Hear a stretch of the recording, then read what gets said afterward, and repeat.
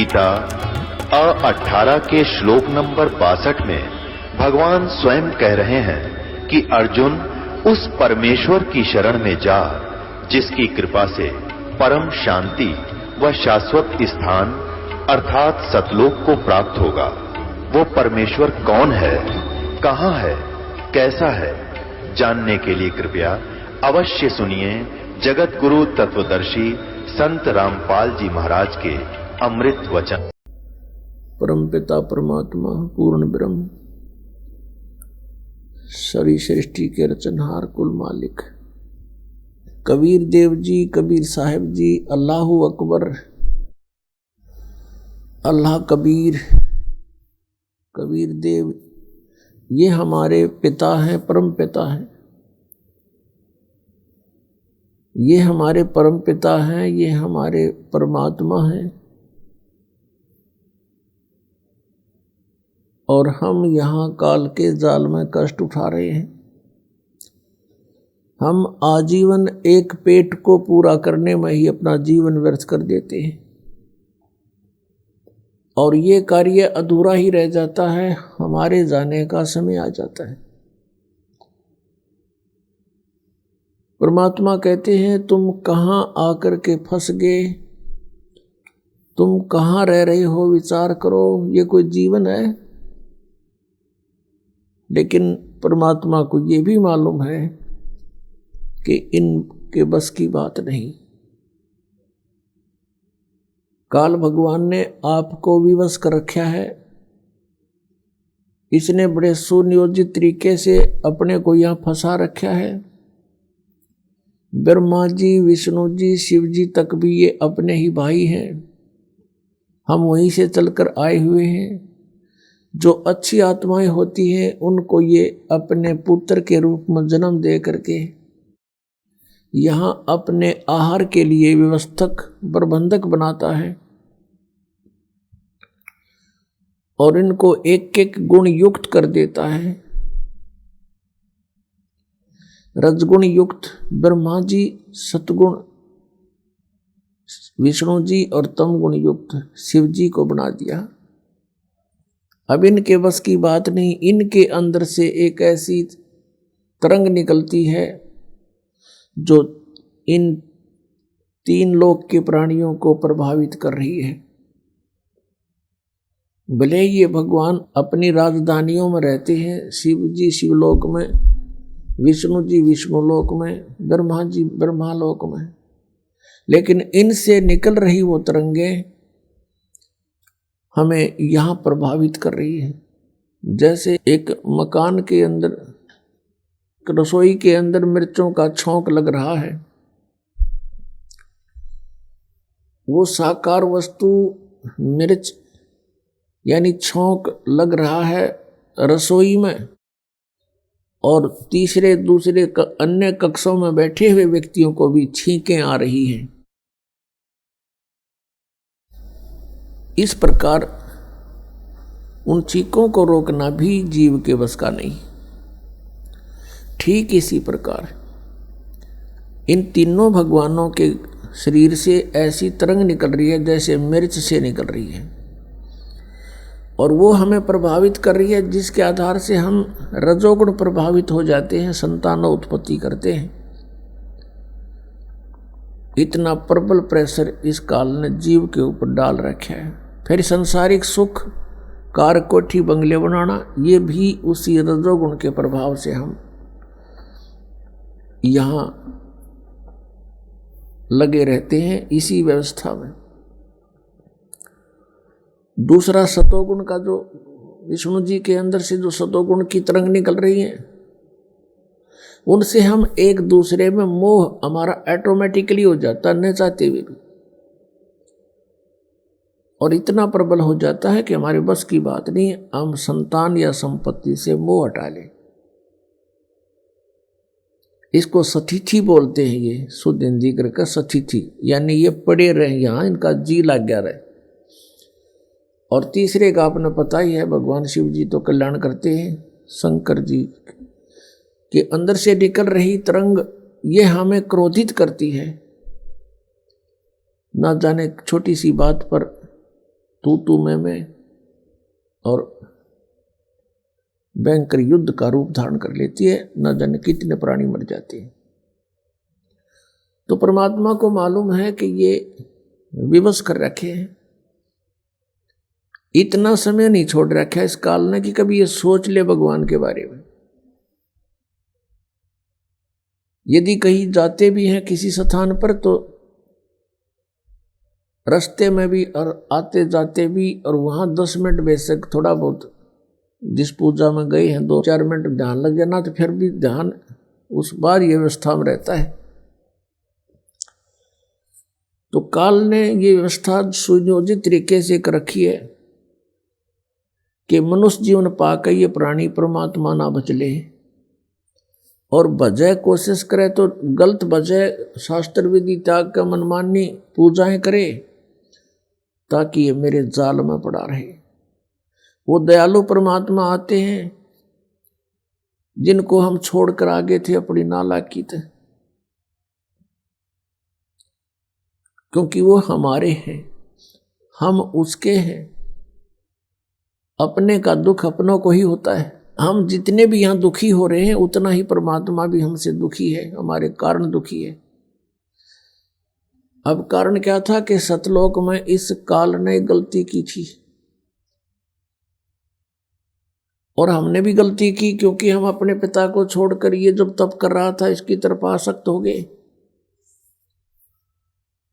हम अपने परमात्मा को छोड़कर हम पतिव्रता पद से गिर गए,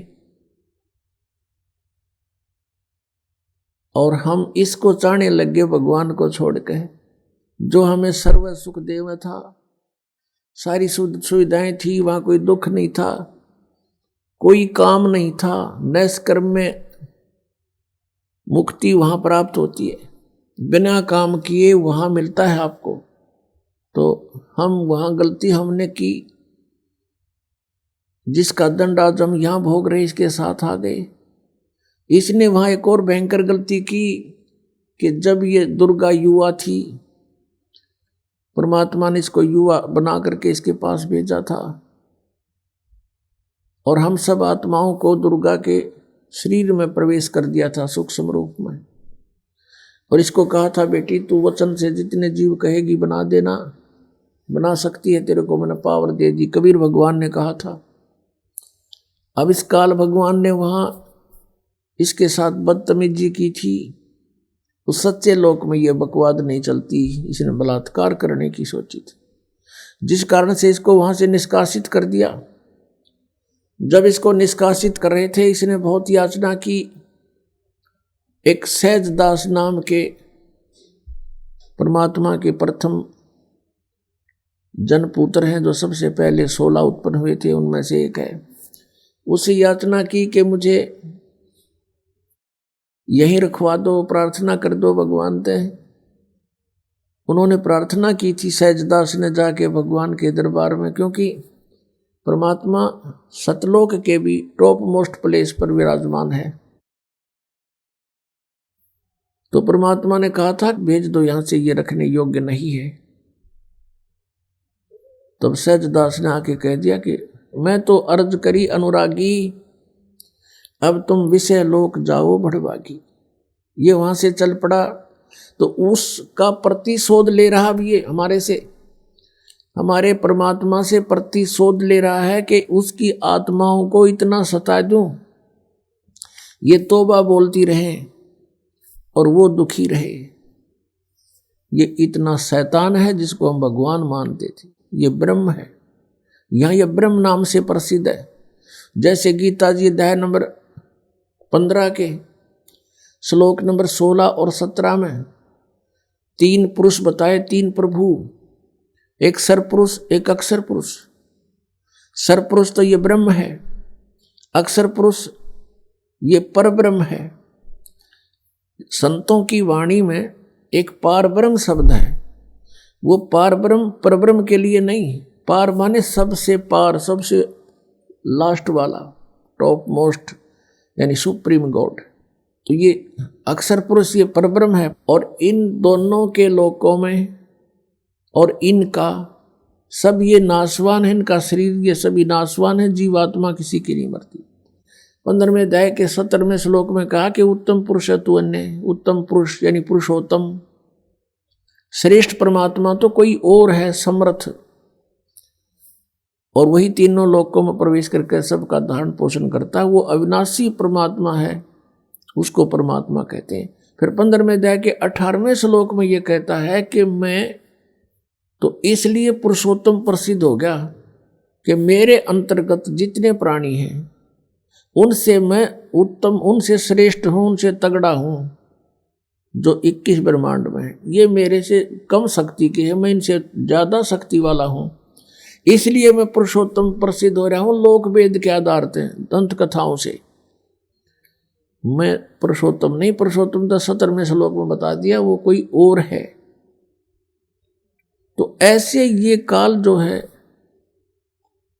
यहां पर ये ब्रह्म नाम से प्रसिद्ध हो रहा है, लेकिन ये ब्रह्म नहीं है। ब्रह्म मीन परमात्मा, लेकिन यहां पर ब्रह्म ये प्रसिद्ध हो गया, ब्रह्म कहलाता है। इसलिए उस कंप्लीट गॉड को, उस पूर्ण परमात्मा को डिफाइन करने के लिए ये तीनों बताने पड़ गए, ब्रह्म, परब्रह्म और परम अक्षर ब्रह्म। अब उसको परम अक्षर ब्रह्म बोलना पड़ा वेद पुस्तक ग्रंथों के अंदर। तो पुण्यात्माओं, अपनी जानकारी आप ही परमात्मा देने के लिए आते हैं, और परमेश्वर ने बताया था कि वेद मेरा भेद है, मैं ना वेदन के माही, और जौन वेद से मैं मिलूं ये वेद जानते नहीं। परमेश्वर ने कहा था कि वेद मेरा ही भेद है, मेरी जानकारी दे रहे हैं, और मैंने ही सारी सृष्टि रची है, इस ब्रह्म की उत्पत्ति भी मैंने ही की है। तो उस जानकारी को देने के लिए परमात्मा यहां स्वयं सतलोक से गति करके आते हैं। ये परमात्मा प्रत्येक युग में आते हैं। सतयुग में परमेश्वर का नाम सत सुकृत रहता है। त्रेता में मुनिंद्र नाम से परमात्मा प्रकट होते हैं। द्वापर में करुणामय नाम से परमेश्वर एक लीला करते हैं, जो बालक रूप धारण करके, शिशु रूप धारण करके फिर धीरे धीरे बड़े होते हैं, जनसाधारण जैसी लीलाएं करते हैं। ऐसा वेदों में लिखा है कि वो परमात्मा प्रत्येक युग में एक शिशु रूप धारण करके नीचे आते हैं और धीरे धीरे बड़े होते हैं। और प्रत्येक, जैसे आम व्यक्ति जनसाधारण अपने हाथों से निर्वाह करके गुजारा करता है, निर्वाह करता है अपने सब कर्म करता हुआ, ऐसी वो लीला करता है। और साथ में वो तत्वदर्शी संत की भूमिका भी करता है। तो वो परमात्मा कलयुग में अपने वास्तविक नाम से आए थे, कबीर नाम थे, कबीर नाम था। आपको बहुत बार कथा सुनाई है, जब द्वापर युग में परमात्मा आए हुए थे कबीर जी, यानी परम अक्षर ब्रह्म, अपनी लीला करने के लिए। उस समय वो जब शिशु रूप धार करके एक तालाब के अंदर कमल के फूल पर विराजमान हुए, वहां से उनको एक वाल्मीकि दंपत्ति जो निसंतान थे वो उठा ले गए थे। द्वापर युग में परमात्मा की परवरिश एक वाल्मीकि परिवार के घर पे हुई थी, और वहां उनका ही एक मित्र था, परमात्मा का एक, वहीं वाल्मीकि उस समुदाय के अंदर एक सुदर्शन नाम का बहुत अच्छी आत्मा का भक्त था, वो परमात्मा का शिष्य हुआ था। और सुदर्शन जी के माता पिता, उन्होंने परमात्मा कबीर जी की बात को स्वीकार नहीं किया था।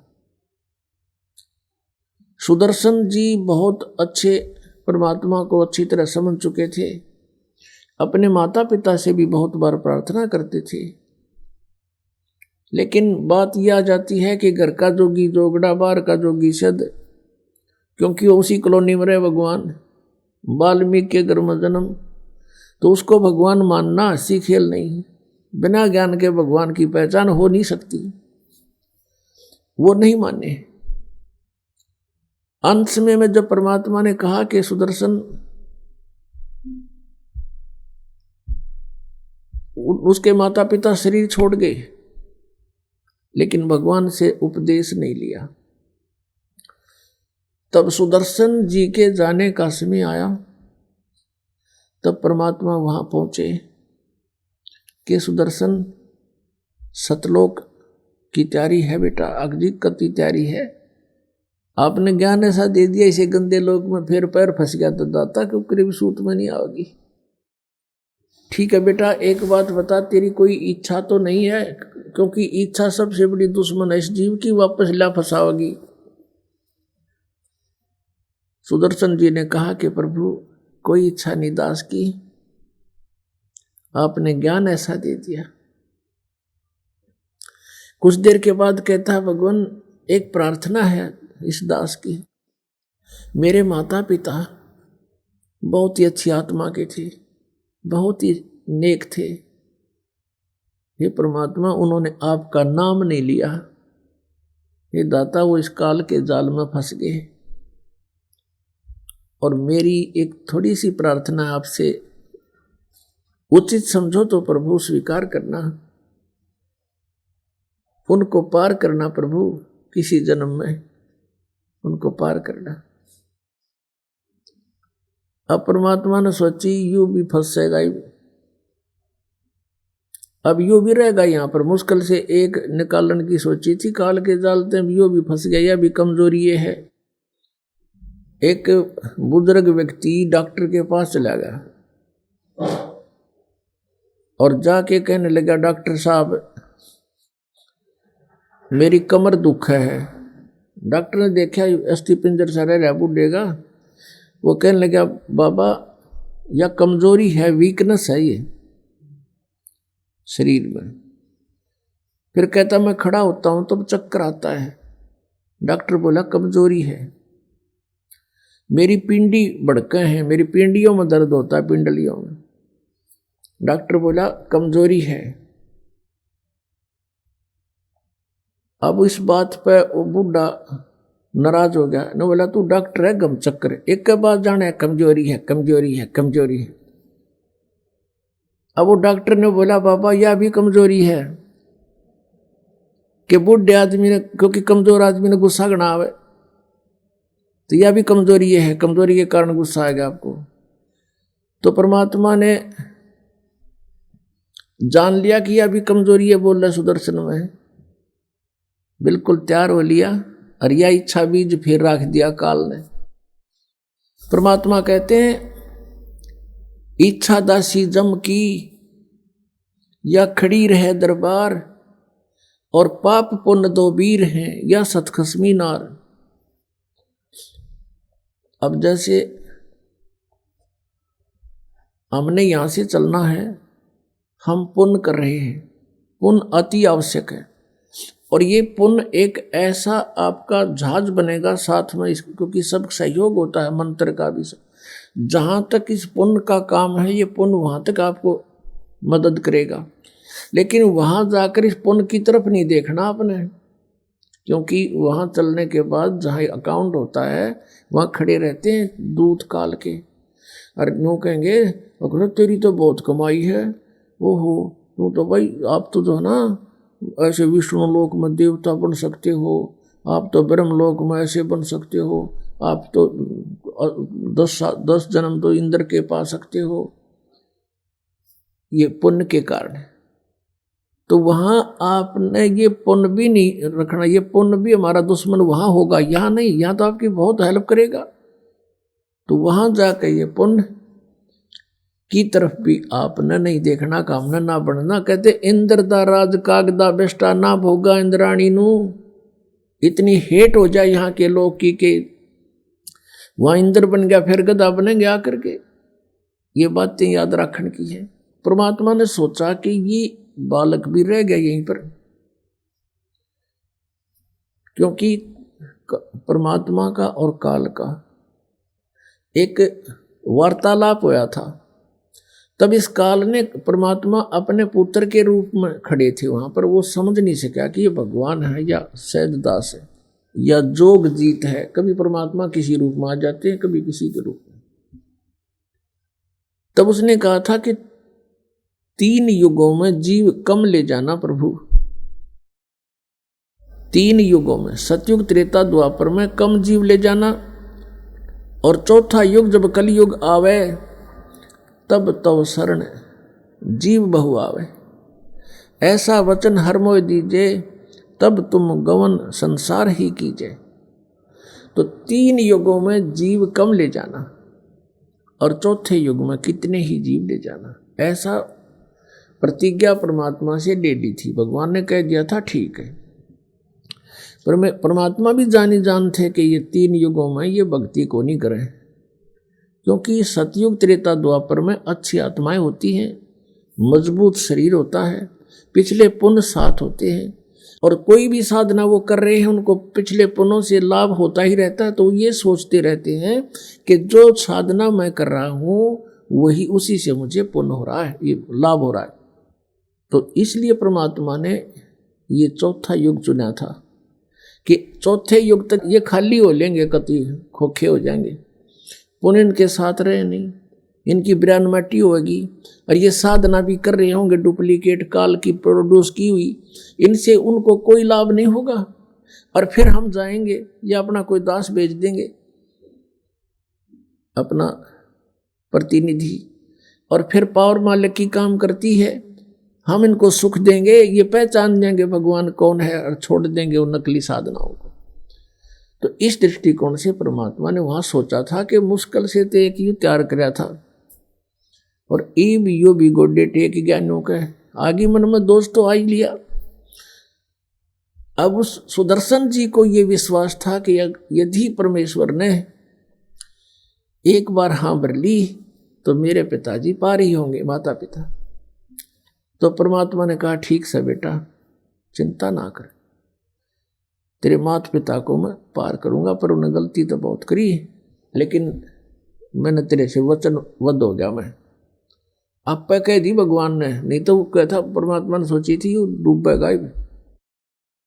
तब उसको एकदम शांत हो गया, हे भगवान बड़ी दया करी, हे परमात्मा बड़ी रजा करी। अब वो तो भेज दिया सतलोक में सुदर्शन। तो अब क्या हुआ कि उसके माता पिता अगले जन्म में ब्राह्मण के घर जन्म हुआ, उनका दोनों का, पति पत्नी का फिर योग हुआ। परमात्मा वहां पहुंचे, उनका संतान नहीं थी कोई भी। परमात्मा उनको 3 वर्ष के बालक के रूप में मिले।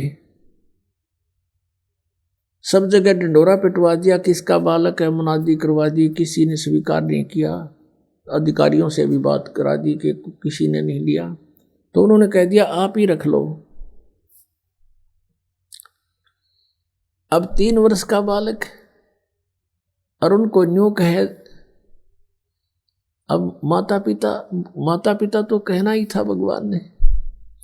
और कहता बैठा के बैठ जाते, जब कभी कहते आप भक्ति करो, परमात्मा का नाम लो, मैं परमात्मा हूं, और भक्ति करो, मैं नाम बताऊंगा, अपने नाम ले लो। वो हंसन लग जाते थे, दादा पाक गया है, हमने कहा नाम ले ले, मैं भगवान हूं। तो उसने पागल कहने लगे, पागल है यो लड़का, पता नहीं क्या बोलने लग जाता है। जब परमात्मा ने खूब कोशिश की, 1-2 वर्ष उनके संग रहे, वो नहीं माने तो अंतर ध्यान हो गए उनके सामने से। अब उनको इतना जबरदस्त बैराग हो गया भगवान का, ये परमात्मा ये तो सचमुच भगवान थे, हमने तो एक बालक माना था। अब ये कर्म बनाव थे, उनकी वह एक तरफ कसक, वो मेडिटेशन बन गया। उनकी मृत्यु हुई इसी कसक में, अगला जन्म फिर ब्राह्मणी का हो गया, संतान वहां भी नहीं। अब वो शिव जी के पुजारी थे, गौरी शंकर सरस्वती नाम था उनका, गौरी शंकर ब्राह्मण का, सरस्वती उसकी पत्नी का, और ये दोनों आत्मा थी सुदर्शन वाले माता पिता।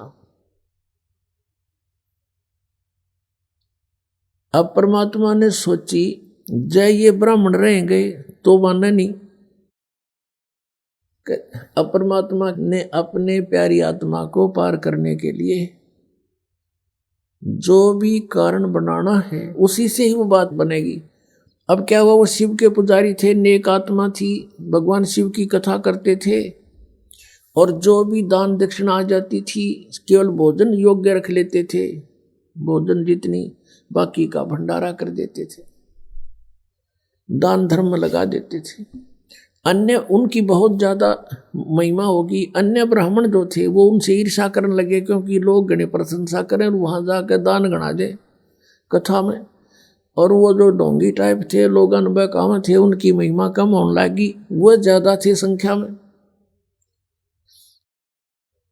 इस बात का पता चला मुसलमानों को कि हिंदू धर्म का ज्यादा प्रचार जो गौरी शंकर कर रहा है, और उनको यह भी मालूम था कि अन्य ब्राह्मण इनसे ईर्ष्या करते हैं, इनका साथ नहीं देंगे।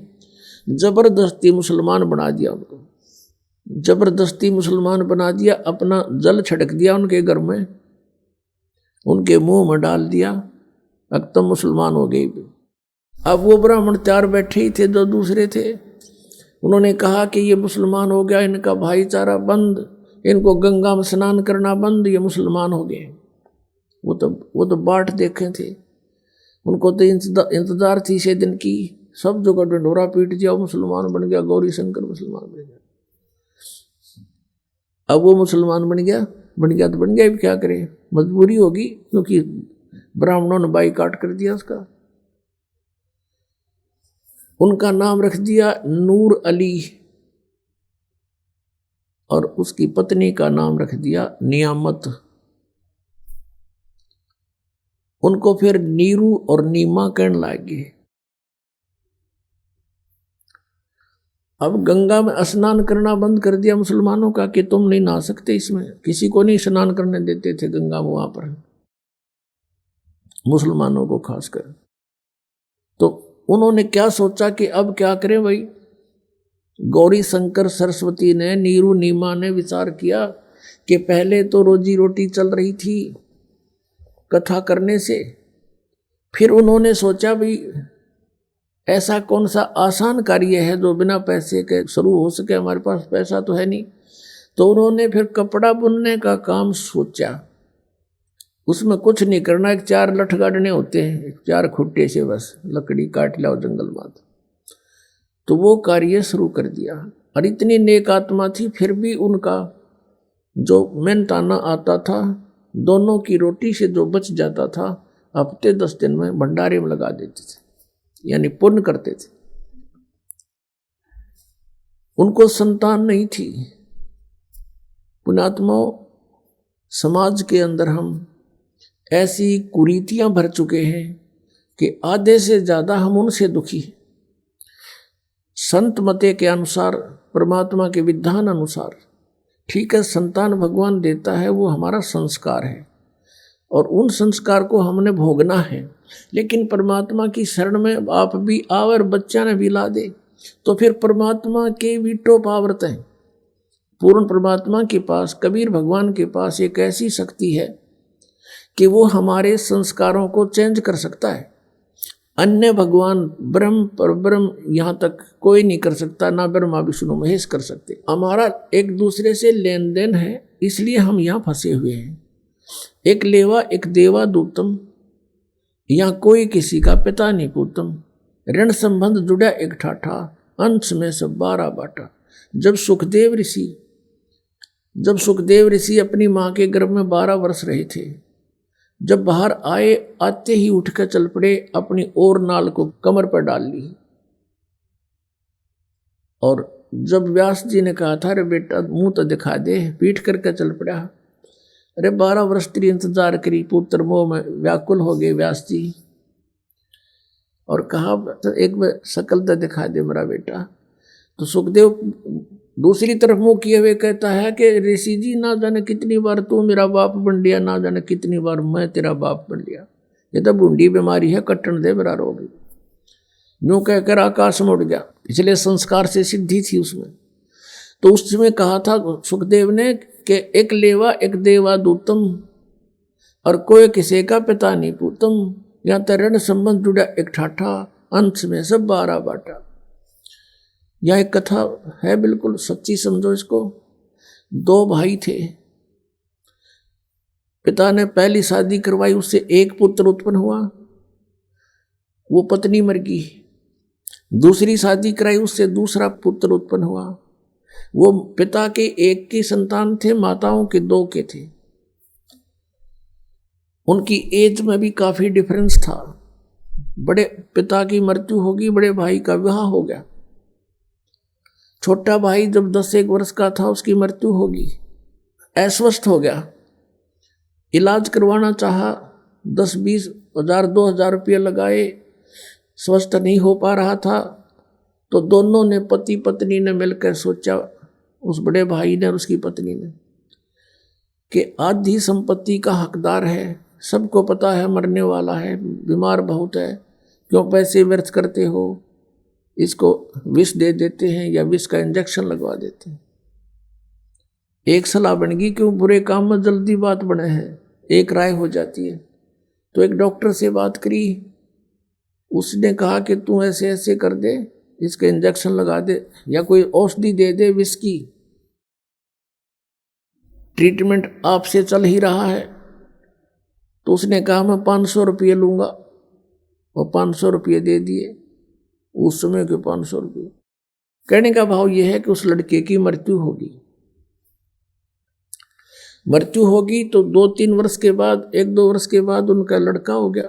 वर्ष के बाद उनका संतान नहीं थी, एक पुत्र उत्पन्न हुआ, और सारी संपत्ति उस भाई वाली भी उससे की होगी। तो उस बच्चे को खूब लाडते, खवावें प्यावें खूब। गिने दिनों में 15-16 वर्ष का हो गया। 15-16 वर्ष का हो गया तो उसका विवाह कर दिया। विवाह होते ही वो लड़का बीमार हो गया, वो लड़का अस्वस्थ हो गया, और उसके इलाज में, ट्रीटमेंट में संपत्ति बेच दी, घर में पैसा था वो सारा ला दिया, लेकिन वो स्वस्थ नहीं हो रहा। एक दिन वो बैठा, उसका पिताजी और लड़का चारपाई पे अंतिम सांस गिने था। तब उस लड़के ने कहा कि भाई साहब मेरी कफन की तैयारी कर ले, और लकड़ियों की। तब उसने सोचा कि इस लड़के का इतना अस्वस्थ दिमाग हो गया कि मुझे पहचान नहीं रहा। उसने कहा बेटा मैं तेरा पिताजी हूँ। वो कहने लगा मुझे पता है तू मेरा पिताजी नहीं, तू मेरा भाई है। तुझे याद होगा आपका एक छोटा भाई था अखां, और उसको तूने कैसे मारा था? विष देके, और मैं ही वो हूं, और तेरे पुत्र रूप में जन्म लिया मैंने। अब भाई साहब मेरा हिसाब बराबर हो गया, जितनी मेरी संपत्ति तूने हड़पी थी वो सारी ले ली, सारी खर्च हो रही मेरे ऊपर। अब लकड़ियों के और कफन के पैसे से और इनकी तैयारी करना चला। तब उसने पूछा कि भाई बात तेरी सारी सच्ची है, सही मैंने जुल्म किया तो मेरे आगे आगी इकलौता पुत्र है और आगे होने की आस नहीं, मेरा कुल नाश हो गया। मैंने जैसा किया मुझे तो भोग मिल गया, भाई भगवान का न्याय, बड़ी अच्छी बात, मुझे मिलना चाहिए था दंड। परंतु ये जो तेरी पत्नी है इसने क्या जुल्म कर दिया बेचारी ने, ये अब तेरे मरने के बाद इसको जिंदा जलावेंगे, सती प्रथा थी वहां पर। अब इसने क्या जुल्म किया? उसने पूछा वो डॉक्टर कहाँ है? कि वो डॉक्टर भी 2 वर्ष के बाद, तेरे मृत्यु के 2 वर्ष बाद अचानक मर गया। तब उसने कहा कि ये वही डॉक्टर है जो मेरी पत्नी बनकर आई है। अब यह जलेगी और नहीं तो और क्या होगा इसका पाप आत्मा का।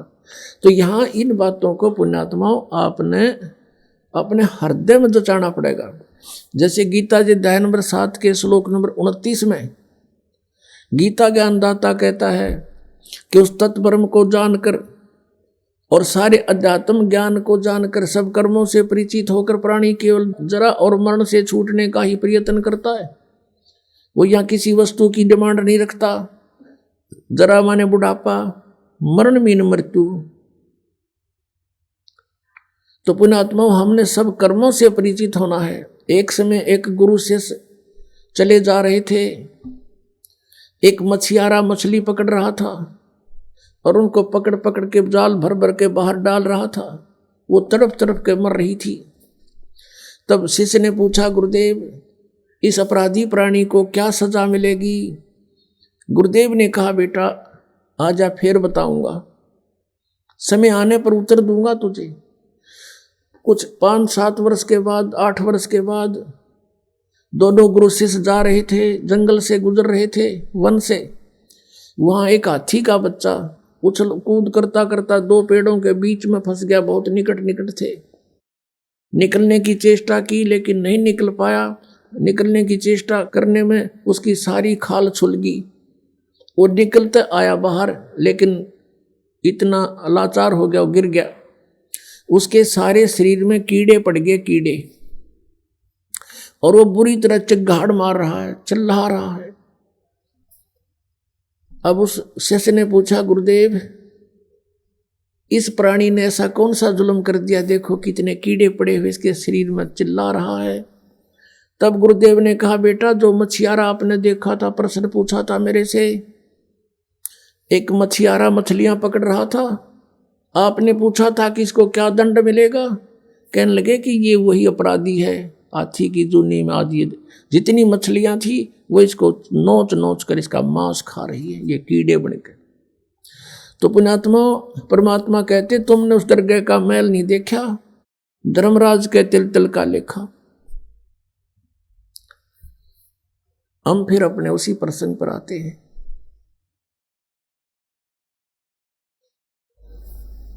अब नीरू और नीमा अपना दुल्हाई का कार्य करते थे, उनके संतान नहीं थी। अब परमात्मा जब सारी सृष्टि रच सकता है, क्या संतान नहीं दे सकते? उन्होंने उचित नहीं समझा। उन्होंने उचित इसलिए नहीं समझा कि इनको संतान दूंगा तो फिर नए सिरे से इनका फिर वो काम शुरू हो जाएगा, चक्कर। अब इनके पिछले लेन देन समाप्त हो रहा है और बात लवलागिरी है। परमात्मा जानकार डॉक्टर थोड़ा गलती कर सकता है? डॉक्टर गलती नहीं कर सकता कि इसमें ऑपरेशन बने बनाए काम ने फिर बिगाड़ दे। तो परमात्मा का उद्देश्य यहाँ से निकालना है, सभी आत्मा उसकी है। हम तो अपने सुख के लिए बेटे न रोए हैं कि बड़ा हो के कमाओ हैं और ये मुझे सुख दो, फलाना करो। और वो बालक बीमार हो जाए 6 महीने और अच्छी खूब तो पैसे लगे, 1 साल में सारा परिवार नो कहे भगवान इस नठा दे, इसका अच्छा था, देखा नहीं जाता, घना दुखी हो रहा है। और परमात्मा जो फैसला करता है वो बिल्कुल सही करता है। तो संसार के विचारों से और आध्यात्मिक मार्ग में बहुत अंतर है। इसलिए कहते हैं जगत और भगत का बैर बना रहता है, विरोध होता है। विरोध का कारण यही है कि संसार की बातें अपने सतर की है और भक्तों की आध्यात्मिक मार्ग की बातें होती हैं। जैसे बहुत से ऐसे प्रमाण हैं कि आध्यात्मिक मार्ग में कहते हैं वहां तो दंडवत प्रणाम करते हैं, वहां तो ऐसा करते हैं, लंबे लेटते हैं। अब इस तरह की बातों को संसारिक लोग पसंद नहीं करते क्योंकि उनको ज्ञान नहीं। हमारा घीसा गल है, हम तो जो करें आनंद आता है, हमारे पुण्य बढ़ते हैं, अहंकार खत्म होता है। ये दुश्मन जो हमारे जीव का दुश्मन है अहंकार, इस तरह का होता है। तो समाज तो सोचता है जिसका संतान नहीं होता निकम्मा आदमी, कर्महीन, इसकी शकल भी नहीं देखनी चाहिए। ये काल की प्रेरणा, लोकवेद है। और भगवान के मार्ग में वो बहुत पुण्यकर्मी प्राणी है। देखो पुण्यकर्मी तो वो भी है जिन नाम ले लिया, उनके संस्कार एक दूसरे पुत्र पुत्री में है तो भी अच्छी बात है। सब उस परमात्मा की आत्मा है, सबको लगा दे भगवान के चरणों में। अब वो संस्कार जो है हल्के हो जाएंगे, परमात्मा अपने सतर से, अपनी पावर से ठीक करेगा उनको, तो वो हमारे आसानी से सुलझ जाएंगे और इससे जीवन में काम निपटा देंगे। आपका भी संतान है उसका भी, और जिनका संतान नहीं है वो तो बना बनाया काम है उनका। तो देखो ये नहीं है कि भी संतान भगवान नहीं दे सकते, दे सकते, लेकिन उनको संतान नहीं दी इसलिए नहीं दी कि ये फिर इस 84 के कोल्लू में फिर जुड़ जाएंगे। उनके लिए स्वयं चले गए बालक बनके उस अपने भगत की प्रतिज्ञावश। अब दूसरी बार परमात्मा ने जो लीला वो करते हैं, वो लीला की। लगभग 60 वर्ष से ज्यादा आयु होगी थी नीरू और नीमा की, संतान कोई नहीं थी उनके, और उनका गंगा में स्नान करना बंद कर दिया था। अब वो प्रतिदिन स्नान अवश्य करते थे, क्योंकि ब्राह्मण कुल में जन्म था, जिस कारण से उनके संस्कार ऐसे थे, नहा धो के खाना खाना। तो वहां एक लहर तारा नामक तालाब था।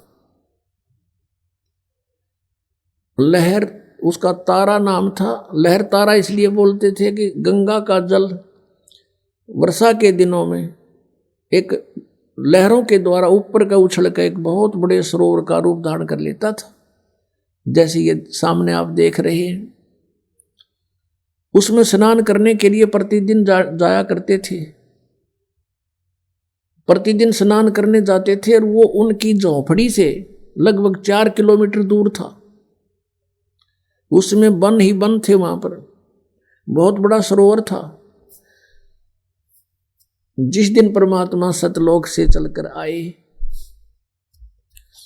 आकाश से अपने सतलोक से चलकर आए, वो तीसरे मुक्ति धाम से, उसी समय एक अष्टानंद नाम के महर्षि रामानंद जी के शिष्य, एक ऋषि अष्टानंद जी साधना कर रहे थे अपने गुरुदेव के द्वारा बताई गई क्रियाओं से। उसने देखा कि आकाश से एक प्रकाश का गोला आया, उसकी आंखें जब उसको सहन नहीं कर सकी, आंखें बंद होगी तो अष्टानंद ने क्या देखा कि एक बालक रूप दिखाई दिया। जैसे हम सूर्य की ओर देखते हैं, सूर्य के प्रकाश को हमारी चरम दृष्टि सहन नहीं कर पाती, आंखें इधर उधर कर लेते हैं, बंद कर लेते हैं, तो फिर भी हल्का सा आकार सूर्य का हमें दिखाई देता है। ऐसे ही जब उसने आंखें बंद की तो क्या देखा कि एक शिशु रूप बालक दिखाई दिया। फिर दोबारा आंखें खोली तो क्या देखा, एक उस सरोवर के एक कोने में वो प्रकाश सिमट गया। सूर्य उदय से पहले का समय था। सूर्य उदय होने से 1.5 घंटा पूर्व को ब्रह्म मुहूर्त बोलते हैं। वहां परमात्मा ने एक कमल के फूल पर आकर के वो विराजमान हुए, और अष्टानंद जी ने सोचा ये क्या हुआ, लेकिन उन्होंने बालक रूप वहां कमल के फूल पर नहीं दिखाई दिया, क्योंकि अंधेरा था। परमात्मा ने शिशु रूप धारण किया। अब अष्टानंद जी वहां से उठकर चले गए, अपने गुरु पंडित रामानंद जी से कहा कि गुरुदेव, आज मैंने ऐसी एक प्रकाश देखा आकाश से, क्योंकि ये भगवान का प्रकाश मानते हैं। हे प्रभु, ये मेरी कोई भक्ति की उपलब्धि है या कोई मेरी भ्रमणा है, मेरा कोई भ्रम है? तब रामानंद जी ने बताया कि पुत्र, ये कोई तेरी भक्ति की उपलब्धि नहीं है और न ही कोई तेरा भ्रम है। ऊपर के लोकों से जब देव आते हैं, जिनका पुनर्जन्म होना होता है, वो आते हैं और किसी माँ के गर्भ में प्रवेश करेंगे, वहाँ से उनका जन्म होगा, या कोई लीला करने आते हैं, तब ऐसी परिस्थितियाँ होती हैं। अब जैसा उस गुरु ने ज्ञान था, अपने शिष्य की संतुष्टि कर दी। उधर से नीरू नीमा स्नान करने के लिए उसी दिन चल रहे हैं। अब नीमा रास्ते में रो रही है और अपने भगवान शंकर से प्रार्थना कर रही है। भले ही वो मुसलमान बन गए थे, लेकिन भगवान शंकर को नहीं भूल पा रहे थे। वैसे तो पुण्यात्माओं, ये जो मोहम्मद जी थे, हजरत मोहम्मद, ये शिवलोक से आए थे, एक बहुत अच्छी आत्मा थी, गण थे, उनके पिछले संस्कार अच्छे थे, उनके कारण ये वहाँ जन्म हुआ। उनमें शक्ति भक्ति थी, और जिस कारण से एक अलग से भक्ति विधि उन्होंने चलाई। अब क्या बताते हैं कि वही मोहम्मद, वही महादेव वही आदम वो ब्रह्मा, गरीबदास दूसरा कौन है, देखा अपने घर में वही मोहम्मद, वही महादेव, क्योंकि महादेव के ही ये पुजारी थे। और वही आदम, वही ब्रह्मा, आदम जी जो है बाबा आदम, ये ब्रह्मा जी के अवतार थे, उनके लोक से आए हुए थे। और दास गरीब दूसरा कोई नहीं देखा अपने घर में, यानी यहाँ अपने कमलों के अंदर आप देखो, तुम्हारी अगर भक्ति ठीक हो जा, आप देख, आपको पता लग जाएगा कि उस लोक में जब आप ब्रह्मा के लोक में जाओगे तो वह सारी हिस्ट्री लिखी होगी आपके सामने कि आदम रूप में कौन प्राणी गया था यहाँ से। फिर वो क्या होते हैं कि वहाँ से भक्ति युक्त आते हैं, नीचे आकर उनके संस्कार कमजोर हो जाते हैं, आशीर्वाद दे देगा, फिर वो पितर रूप धारण कर लेते हैं, पितर लोक में जन्म होता है उनका जाकर के। हजरत मोहम्मद जी को जब जबराइल नाम के एक देवता ऊपर लेकर गए थे फरिश्ता, तो वहां देखा था कि बाबा आदम स्वर्ग के अंदर रो रहा है, एक तरफ देखता है तो रोता है, दूसरी तरफ देखता है तो हंसता है। तब हजरत मोहम्मद के पूछने पर जबरील ने बताया कि ये बाबा आदम है और ये रो इसलिए रहा है कि इसकी नकम्मी संतान जो थी वो गलत काम करते थे, आज नरक में पड़े हुए, उनको देखता है तो रोता है। अच्छी संतान इसकी थी, वो स्वर्ग के अंदर है, स्वर्ग की तरफ देखता है तब ये हंसता है। अब वो बाबा आदम वहाँ भी दुखी। तो कहने का भाव ये है कि ये सभी हमारे संस्कार मिले जुले हैं, हम कोई अलग कोई नारे हम नहीं हैं, लेकिन इस काल ने हमें कई भागों में बांट दिया, अब इनको फिर धीरे धीरे एक होना है। तो कहने का भाव ये है, जो प्रसंग चल रहा है कि भगवान शिव को बहुत याद करती थी, अब नीमा रो रही है, अंदर से पुकार रही है कि हे भगवान, हे शिव जी महाराज, अपनी दासी को भी एक लाल दे दो, मेरा भी समाज में सिर हो जा, समाज के अंदर मुझे भी जीने का राह मिल जावे। हमें तो देखते ही लोग ये कहते हैं ये तो मनहूस आ गए, इनकी तो शक्ल भी ना देखो, ऐसा कहकर बुरी तरह रो रही है। नीरू ने कहा, नीमा, यदि हमारे भाग्य में होता तो भगवान दे देते, अल्लाह दे देते हमें, लेकिन हमारे भाग्य में नहीं है। और तू ना रोया कर बार बार, तेरी आंखें फूट जाएंगी, बुढ़ापे का सहारा है नहीं, आंखें से तुझे दिखना बंद हो जाएगा, तो ज़्यादा दुखी हो जाएगी, बार बार मत रोया कर। ऐसे कहते बतलाते वो उस स्थान पर पहुंच गए जहाँ प्रतिदिन स्नानार्थ जाया करते थे। जून का महीना, ज्येष्ठ सुदी पूर्णमासी, सन 1398, संवत 1455, ये गर्मियों के दिन उत्तर प्रदेश काशी बनारस की बात है। अब पहले नीमा ने स्नान कर लिया, उस तालाब में स्नान करके वो बाहर आ गई। वो जो उधर से नीरू स्नान करने के लिए प्रवेश कर गया, उसी घाट पर कच्चा सा स्थान था।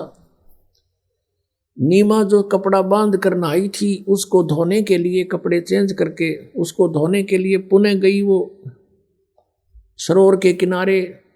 उस समय तक कुछ रोशनी सी हो गई थी, सुबह ब्रह्म मुहूर्त की बातें हैं, इतने धीरे धीरे वहाँ सुबह थोड़ी किरणें सी, थोड़ी रोशनी सी हो गई थी, जैसे सुबह सुबह कुछ ऐसा दिखने लग जाता है। तो नीमा ने क्या देखा कि कमल के फूल के ऊपर एक पैर हिल रहा है। उसने सोचा कोई सर्प ना हो और मेरे पति को डस ना ले। उसने गौर से देखा, बहुत ध्यान से देखा, क्या देखा कि बालक एक पैर को तो ऐसे हिला रहा है, ऐसे हिला रहा, पैर मार रहा है। उसने देखा है तो बालक है और कमल के फूल पर। अपने पति से कहा, जो वहीं थोड़ी सी दूरी पर स्नान कर रहा था, कि देखना जी, देखियो कमल के फूल पर बालक है, बच्चा है, इसको उठाइयो, डूबेगा। अब नीरू स्नान कर रहा है ऐसे ऐसे करके। उसने सोचा ये तो मेंटल होली। अब इसमें जल के अंदर भी बच्चे दिखने लगे और नो कहे भगवान इसने सद्बुद्धि दो। फिर वह फिर जोर से कसक से कहती है, जी सचमुच देखना, देख डूब गया। तो उसने सोचा भी देखते लूं।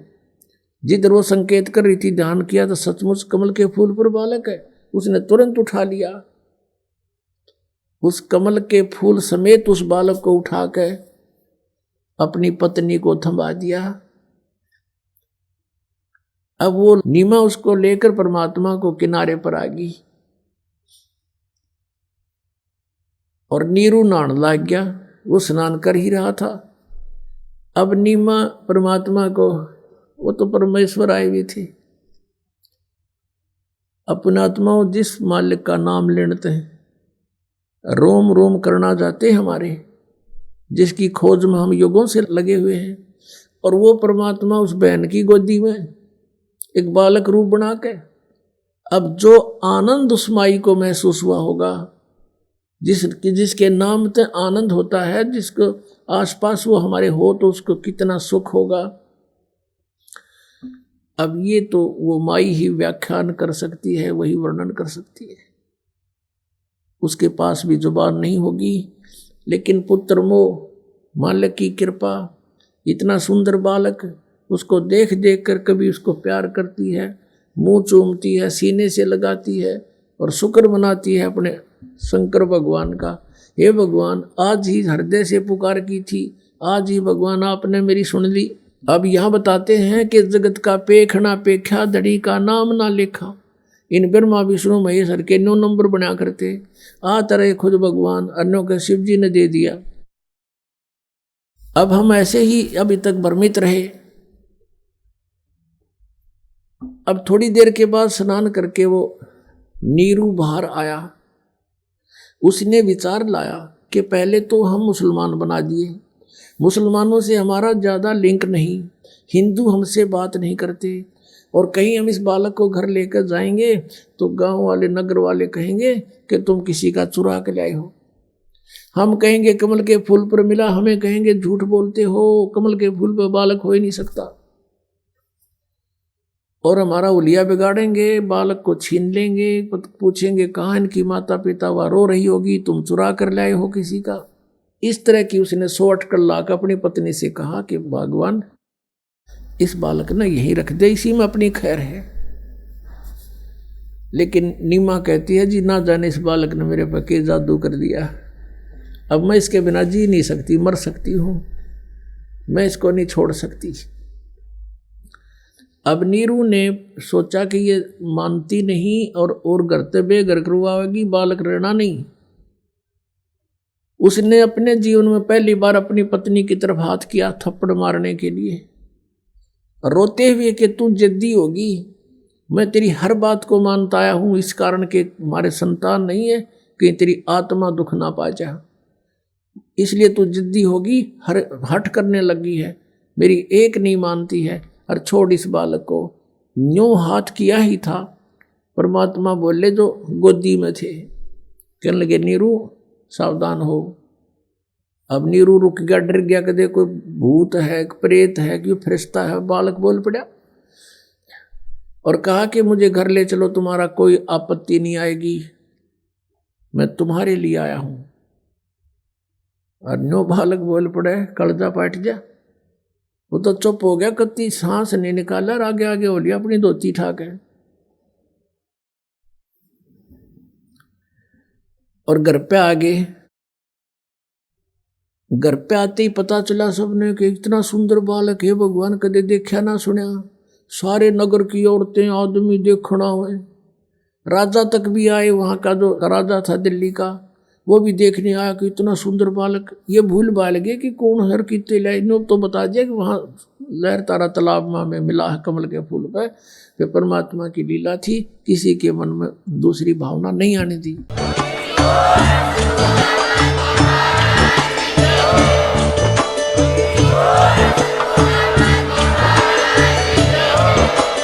आप सुन रहे थे जगत गुरु तत्वदर्शी संत रामपाल जी महाराज जी के मंगल प्रवचन। अधिक जानकारी के लिए विजिट कीजिए हमारी वेबसाइट www.jagatgururampalji.org।